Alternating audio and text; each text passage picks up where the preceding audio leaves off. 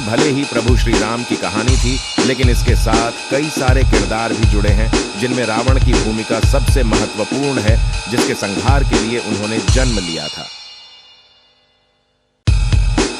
आज मैं इस आर्टिकल के जरिए रावण से जुड़े रहस्य के बारे में बताऊंगा, तो चलिए शुरुआत करते हैं रावण के माता पिता से कि रावण के माता पिता कौन थे, उनका क्या नाम था।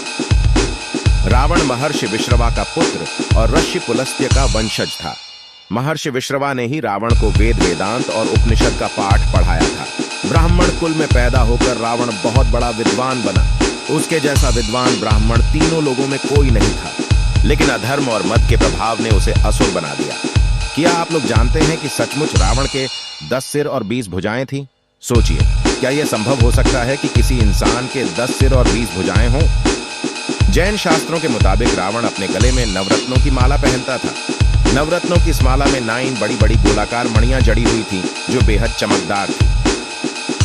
कुछ लोगों का मानना है कि नवरत्न माला की मणियों में रावण के 9 अलग अलग सिर दिखाई देते थे, जबकि रावण का वास्तविक सिर केवल एक ही था। यही कारण था कि रावण को देखने पर 10 सिरों का भ्रम पैदा होता था, जिस कारण उसे दशानन कहा जाने लगा।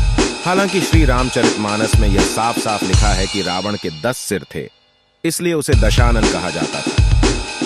श्री रामचरितमानस में यह भी बताया गया है कि अश्विन मास के कृष्ण पक्ष की अमावस्या तिथि को रावण प्रभु श्री राम से युद्ध करने के लिए युद्ध स्थल में गया था, जिसके बाद अगले 10 दिनों तक प्रभु श्री राम ने अपने बाणों से एक एक करके रावण के 10 सिर धड़ से अलग कर दिए। इसी 10वें दिन शुक्ल पक्ष की दशमी के अवसर पर भगवान राम ने रावण का वध कर दिया। इस तिथि को कालांतर में विजयदशमी का नाम दिया गया और इस दिन रावण के पुतले का दहन होता है।